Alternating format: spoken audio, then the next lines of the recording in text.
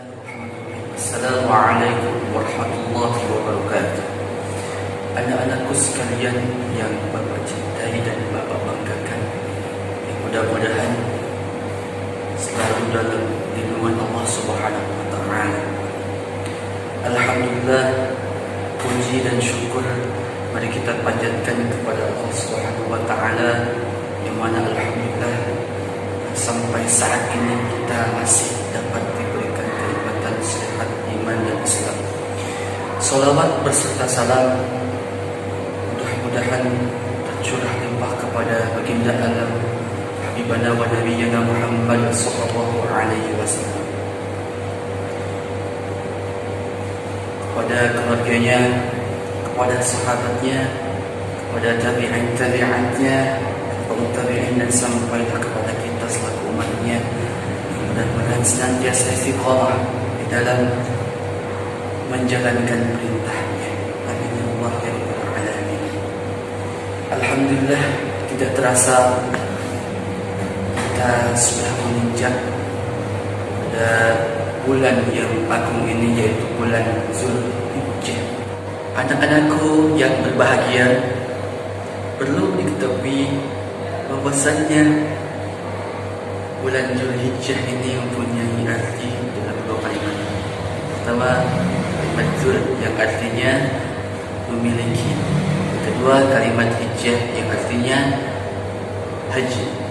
Dan secara singkatnya, Zulhijjah ini bulan yang dimana di dalamnya terdapat ibadah haji terkhusus untuk umat muslimin. Hari ini kita akan menyaksikan tayangan video tentang kisah bagaimana sejarah ibadah kurban, awal mula ibadah kurban yang dilakukan oleh Nabi Ibrahim alaihissalam. Untuk itu, mari kita bersama-sama menyaksikan tayangan video kisah sejarah kurban yang dilakukan oleh Nabi Ibrahim alaihissalam berikut ini.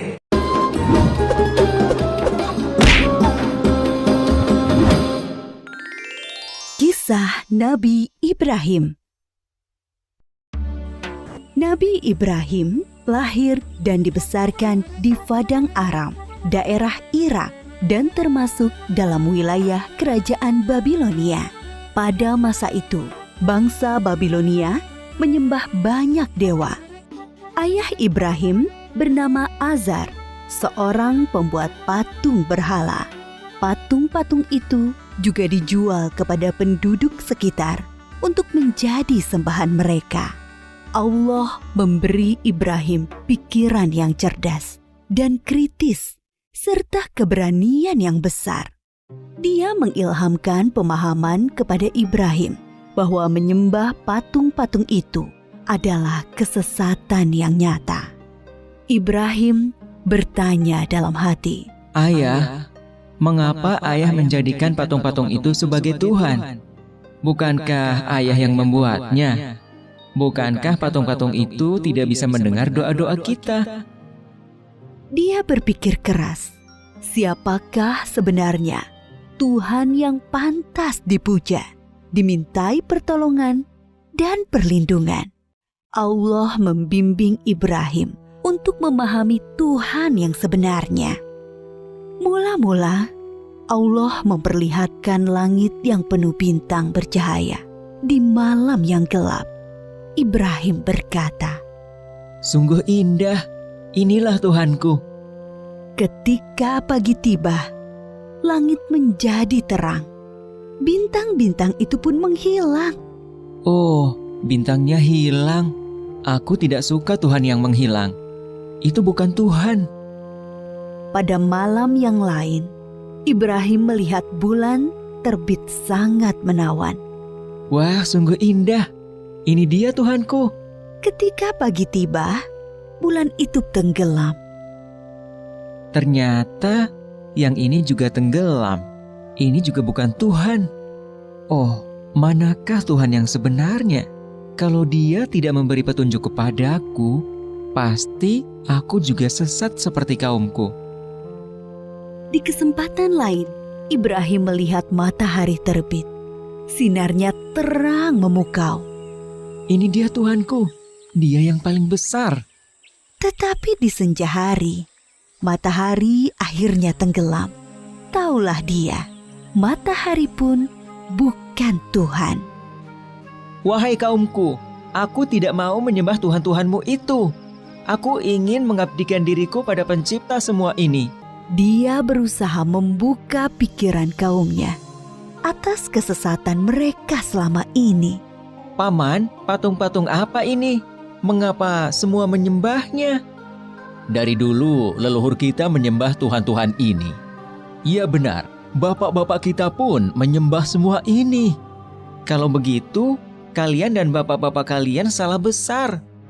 Hah? Kamu ini ngomong sungguh-sungguh atau bercanda?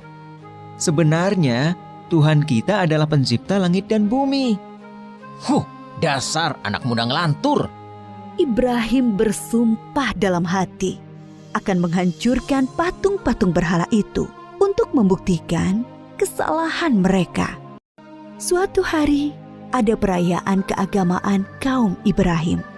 Setelah memberi sesaji kepada berhala, mereka pergi semuanya keluar kota. Ibrahim tidak mau ikut rombongan itu. Ketika semua sudah berangkat agak lama, diam-diam Ibrahim menuju tempat pemujaan berhala yang berisi banyak patung.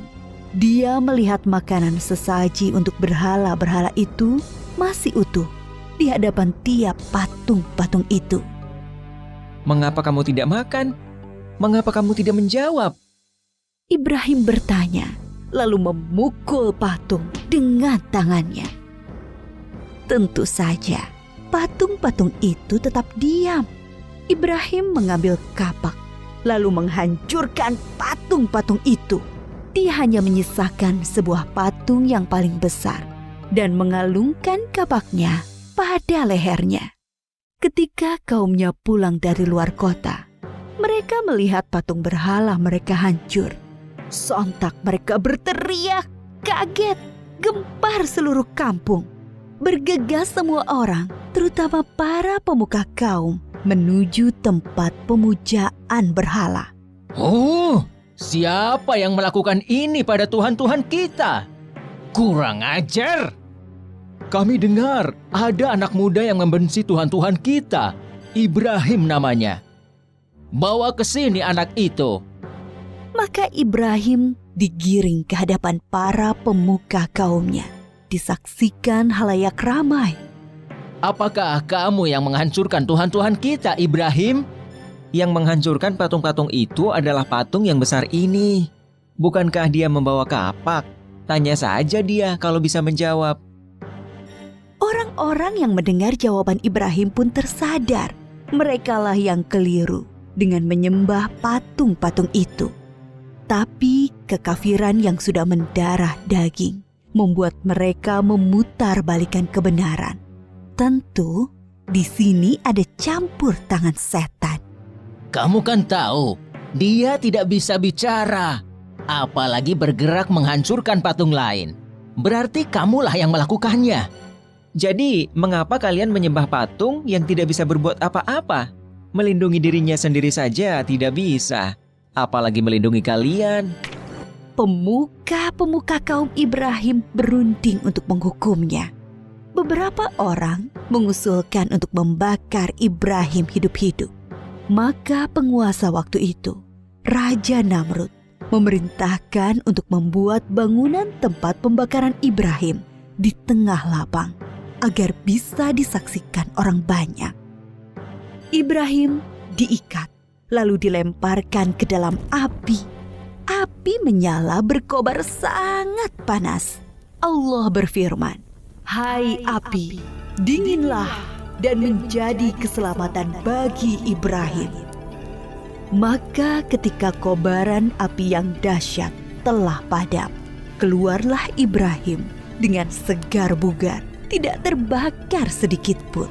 Bahkan pakaiannya juga utuh, hanya tali pengikatnya yang musnah terbakar. Ketika sudah diangkat oleh Allah menjadi Rasul, Nabi Ibrahim dengan giat dan sabar mendakwahkan ajaran Allah. Bangsa Babilonia waktu itu menyembah dewa-dewa.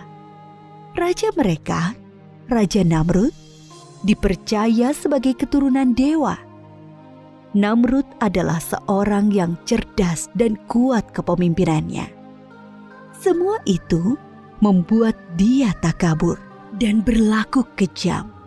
Dia menganggap dirinya sebagai Tuhan yang harus disembah. Mendengar dakwah Nabi Ibrahim, Raja Namrud mengundang beliau ke istana. Tentu tujuannya untuk menghentikan dan menghukum Nabi Ibrahim. Kemudian Raja Namrud dan Nabi Ibrahim berdebat tentang Tuhan yang patut disembah. Siapakah yang kau anggap Tuhanmu itu, Ibrahim? Apa kekuasaannya? Tuhanku adalah yang menghidupkan dan mematikan. Aku juga menghidupkan dan mematikan. Aku menjatuhkan hukuman pada orang-orang dan aku berkuasa untuk mengampuni dan membiarkan mereka hidup. Allah menerbitkan matahari dari timur. Kalau kau juga Tuhan, terbitkanlah matahari dari barat. Raja Namrud tercengang dan terdiam mendengar jawaban Nabi Ibrahim. Dia kebingungan bagaimana menjawab tantangan Nabi Ibrahim. Demikianlah Nabi Ibrahim berdakwah dengan membuka akal pikiran manusia tentang Tuhan seluruh alam. Ada suatu peristiwa ajaib yang menunjukkan maha kuasanya Allah. Setelah Nabi Ibrahim diangkat menjadi Rasul, yaitu ketika beliau bermunajat kepada Allah. Ya Rabbi, perlihatkanlah pada hamba bagaimana Engkau menghidupkan yang mati. Allah Subhanahu wa Ta'ala berfirman, "Belum percayakah engkau pada kekuasaanku?" Hamba percaya, tapi hamba ingin hati hamba yakin. Kemudian Allah Subhanahu wa Ta'ala berfirman, "Ambillah 4 ekor burung, lalu potong-potonglah mereka, lalu lemparkan di atas tiap satu bukit, satu bagian. Kemudian panggillah mereka, pasti mereka akan datang kepadamu dengan segera." Nabi Ibrahim melakukan yang diperintahkan Allah, maka keimanannya bertambah mantap. Kepada bapaknya, Nabi Ibrahim tidak putus asa mengajak meninggalkan penyembahan berhala. Wahai ayahku, mengapa ayah menyembah sesuatu yang tidak bisa mendengar dan melihat, serta tidak dapat berbuat apa-apa untuk menolongmu? Sesungguhnya Allah memberi aku ilmu. Ikutilah aku, wahai ayahku, jangan ikuti setan. Aku takut engkau akan ditimpa azab. Bencikah kau pada Tuhan-Tuhanku Ibrahim? Diam! Kalau tidak, kau akan aku rajam. Pergilah, tinggalkan aku. Selamat berpisah ayah. Semoga keselamatan dilimpahkan kepadamu. Aku akan memohonkan ampunan dan hidayah untukmu. Nabi Ibrahim terus memohonkan ampunan Allah untuk Azar. Sampai kemudian jelas baginya bahwa Azar tidak mau beriman dan terus memusuhi Allah. Allah melarang memohonkan ampunan bagi orang-orang kafir. Setelah terbukti tidak ada yang beriman di antara kaumnya selain Lut, keponakan beliau dan sanak sepupu beliau yang menjadi istri beliau, Nabi Ibrahim hijrah meninggalkan kampung halamannya di Irak. Atas perintah Allah, beliau menuju Palestina atau Syam bersama istri dan keluarga Lut. Di Palestina, Nabi Ibrahim terus berdakwah kepada penduduk setempat. Sambutan penduduk Palestina terhadap dakwah beliau kurang bagus. Akhirnya muncul paceklik dan wabah penyakit di sana. Atas perintah Allah, Nabi Ibrahim dan Nabi Lut berpisah. Nabi Lut dan keluarganya menuju Sadum di Syam. Sedangkan Nabi Ibrahim bersama dengan Bunda Sarah menuju Mesir. Saat itu, Mesir diperintah oleh sang raja yang zalim, yang menyukai wanita-wanita cantik untuk dijadikan selir-selirnya. Tidak peduli wanita itu bersuami atau tidak. Bila wanita itu bersuami, maka suaminya akan dibunuh. Raja Mesir bermaksud buruk pada Bunda Sarah yang cantik. Maka Nabi Ibrahim berbohong bahwa beliau adalah saudara Sarah, supaya tidak dibunuh oleh raja. Allah menghalangi niat jahat sang raja. Raja mengembalikan Bunda Sarah kepada Nabi Ibrahim dan memberi hadiah seorang pelayan untuk Bunda Sarah. Pelayan istana itu seorang kulit hitam yang santun dan bernama Hajar. Nabi Ibrahim tinggal beberapa lama di Mesir.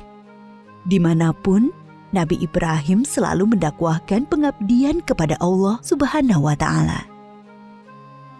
Tetapi bumi Mesir ternyata juga bukan tempat yang baik untuk perkembangan dakwah.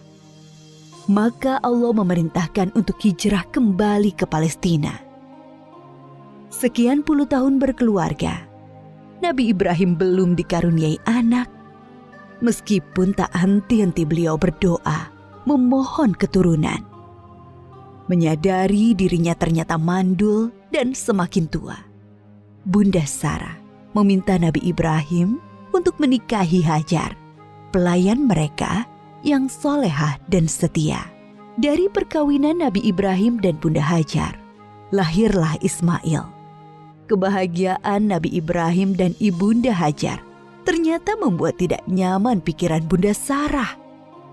Teringat akan dirinya yang mandul, membuat pilu hati beliau. Nabi Ibrahim menyadari dan memahami situasi ini. Allah memerintahkan beliau menempatkan Ismail dan ibunya terpisah dengan Bunda Sarah. Suatu hari, Nabi Ibrahim menyuruh Bunda Hajar untuk berkemas-kemas. Mereka akan mengadakan perjalanan jauh. Ismail yang masih menyusu pada ibunya tentu dibawa pula. Mereka melintasi rute yang panjang dan akhirnya sampailah ke suatu tempat yang sangat gersang. Tidak ada pohon-pohonan tempat bernaung, udaranya pun panas. Yang ada hanyalah hamparan pasir dan bukit-bukit berbatu. Nabi Ibrahim turun dari kendaraannya, kemudian menurunkan istri dan anaknya. Tanpa berkata apa-apa, beberapa saat kemudian beliau beranjak dan pergi meninggalkan keluarganya. Ibunda Hajar yang melihat keanehan ini segera berteriak memanggil, "Ibrahim, hendak kemana? Kenapa kau biarkan kami sendirian di sini?" Nabi Ibrahim tidak menjawab, hanya menunduk terus berjalan. "Ibrahim, apakah ini perintah Allah?" Iya. "Kalau begitu aku yakin Allah tidak akan membiarkan kami." Ibunda Hajar begitu sabar dan ridho pada keputusan Allah. Nabi Ibrahim sebenarnya tidak tega meninggalkan keluarganya di tempat terpencil dan gersang itu. Tetapi keyakinan akan kebenaran Allah dan kemurahan Allah menjadikan beliau mematuhi perintah yang sulit ini. Dengan berlinang air mata, beliau berdoa sebelum kembali ke Palestina. Tuhanku, aku telah menempatkan keluargaku di tempat gersang ini, di dekat rumah-Mu, Ka'bah. Mudah-mudahan mereka menegakkan sholat dan jadikanlah hati manusia senang kepada mereka. Dan berikanlah mereka rizki buah-buahan supaya mereka bersyukur. Kurang lebih 10 tahun kemudian, sekitar Ka'bah sudah menjadi tempat yang ramai berkat munculnya sumber air Zam-Zam. Banyak orang bermukim di sana. Ibunda Hajar dan Ismail sangat dihormati oleh penduduk karena mereka dianggap pemilik sumber air itu. Ismail tumbuh menjadi anak yang tampan, santun, dan sabar. Suatu ketika, Nabi Ibrahim mengunjungi keluarganya di Mekah. Setelah beberapa lama tinggal di sana, suatu malam beliau bermimpi menyembelih Ismail. Nabi Ibrahim termangu-mangu memikirkan mimpinya. wahyu dari Allah atau godaan setan. 2 malam berikutnya, mimpi yang sama terulang. Maka pagi harinya, setelah mimpi yang ketiga, beliau yakin ini perintah Allah yang harus dilaksanakan walaupun terasa sangat berat di hati. Nabi Ibrahim bermusyawarah dengan keluarganya tentang mimpi itu. Anakku, aku melihat dalam mimpi, aku menyembelihmu. Pikirkan, apa pendapatmu? Ismail sangat memahami bahwa ayahnya adalah Nabi Allah. Mimpi para nabi adalah wahyu ilahi. Dengan mantap dia menjawab, Ayah, laksanakan perintah Allah. Insya Allah, aku akan sabar menerimanya. Bertambah rasa syukur Nabi Ibrahim. Bertambahlah kecintaan kepada anaknya. Bertambah mantap pula hati beliau melaksanakan perintah yang sulit itu. Berangkatlah Nabi Ibrahim dan Ismail menuju Mina, tempat penyembelihan. Sepanjang jalan, iblis menggoda mereka agar mengurungkan niat pengorbanan Ismail. Ibrahim, dasar ayah tidak punya perasaan. Anak sendiri mau disembelih. Ingat, kau berdoa puluhan tahun meminta anak. Allah sudah memberimu anak yang soleh. Sekarang kau mau sembelih, ha? Nabi Ibrahim mengambil kerikil-kerikil dan melempari iblis. Beliau tidak bergeming dengan godaan-godaan itu. Hatinya dipenuhi keyakinan yang mantap kepada Allah. Begitu pula Ismail. Sampai di tempat penyembelihan, Nabi Ibrahim membaringkan Ismail, bersiap mengayunkan golok yang tajam ke leher anaknya. Lalu Allah berfirman, "Hai Ibrahim, engkau telah menaati perintahku. Ini adalah perintah yang sulit. Aku memberi balasan orang-orang yang berbuat baik." Allah mengganti Ismail dengan seekor domba yang besar. Itulah yang kemudian disembelih sebagai kurban, sedangkan Ismail tidak jadi disembelih. Peristiwa ketika Ibunda Hajar ditinggalkan sendirian bersama Ismail ketika masih bayi dan pengorbanan Ismail diabadikan dalam rangkaian ibadah haji kita. Peristiwa penting lain antara Nabi Ibrahim dan Ismail adalah ketika Allah memerintahkan mereka meninggikan bangunan Ka'bah. Pondasi Ka'bah sudah ada sebelum masa Nabi Ibrahim. Beliau dan Ismail hanyalah meninggikan temboknya. Ka'bah itu kemudian menjadi pusat ibadah sholat dan haji. Ketika tembok sudah tinggi, Nabi Ibrahim kesulitan membuatnya lebih tinggi lagi, di atas jangkauan tangannya. Maka beliau menjadikan sebuah batu sebagai pijakan kakinya. Pada batu pijakan itu membekas tapak kaki Nabi Ibrahim dan dinamakan Makom Ibrahim yang bisa disaksikan sampai saat ini.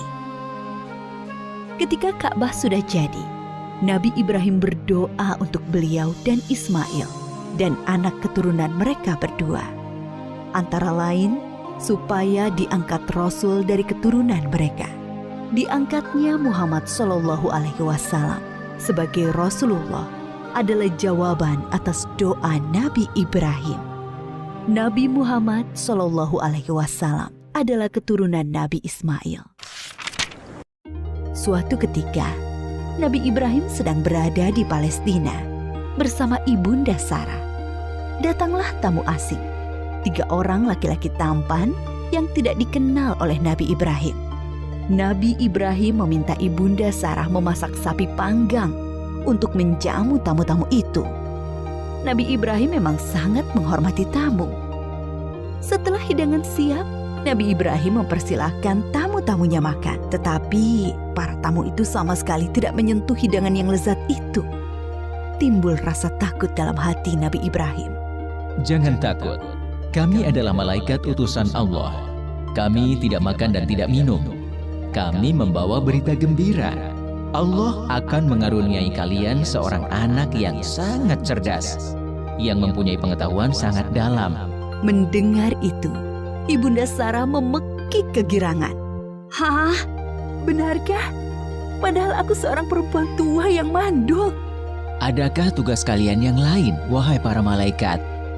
Sebenarnya kami diutus untuk menurunkan hukuman bagi penduduk Syadum karena mereka keterlaluan. Tapi di sana ada Lut dan orang-orang beriman. Siksa ini hanya mengenai orang-orang yang durhaka. Lut, keluarga serta pengikutnya akan selamat, kecuali seorang istrinya yang jahat. Dia turut binasa. Nabi Ibrahim dikaruniai keturunan di masa tuanya. Beliau sendiri dikaruniai umur panjang. Dari keturunan Nabi Ismail, kelak akan lahir Nabi Muhammad. Sedangkan dari keturunan Nabi Ishak, lahir nabi-nabi Bani Israel. Semua nabi yang ada dalam Al-Quran setelah Nabi Ibrahim adalah keturunan beliau. Maka Nabi Ibrahim disebut juga bapak para nabi. Nabi Ibrahim disebut juga sebagai bapak tauhid yang pertama mengajarkan bahwa Allah adalah Tuhan semesta alam. Para nabi sebelumnya hanya mengajarkan sebatas Tuhan suatu kaum. Nabi Ibrahim diberi gelar Khalilullah, artinya kekasih Allah. Banyak keteladanan yang diajarkan Nabi Ibrahim, yaitu teladan dalam menghormati tamu, menjadi seorang yang hanif, yang mengikuti kebenaran, selalu patuh pada perintah Allah, pemberani, sekaligus penyantun kepada orang tua dan manusia umumnya. Banyak kemiripan ajaran Nabi Ibrahim dengan Islam. Dari peristiwa Isra Mi'raj, Nabi Muhammad bercerita bahwa sosok Nabi yang paling mirip dengan beliau adalah Nabi Ibrahim. Alhamdulillahirrabbilalamin, kita sudah bersama-sama menyaksikan tayangan video kisah sejarah kurban yang dilakukan oleh Nabi Ibrahim alaihissalam beserta putranya Nabi Ismail alaihissalam. Untuk tugasnya Bapak sampaikan untuk kelas besar, yaitu tugasnya adalah kalian menulis rangkuman dari tayangan video kisah Nabi Ibrahim alaihissalam. Ya, kemudian nanti setelah menulis rangkuman di buku, nanti difotokan dan dikirim ke wali kelas masing-masing. Mungkin hanya itu yang dapat Bapak sampaikan. Mudah-mudahan setelah menyaksikan tayangan video tadi, kita semua dapat mengambil hikmah dan pelajaran dari kisah Nabi Ibrahim dan Nabi Ismail alaihissalam. Kurang lebihnya mohon maaf, dan untuk besok selamat menunaikan Hari Raya Idul Adha. Bapak cukupkan. Aqulu qouli hadza wa astaghfirullah li wa lakum. Wassalamualaikum warahmatullahi wabarakatuh.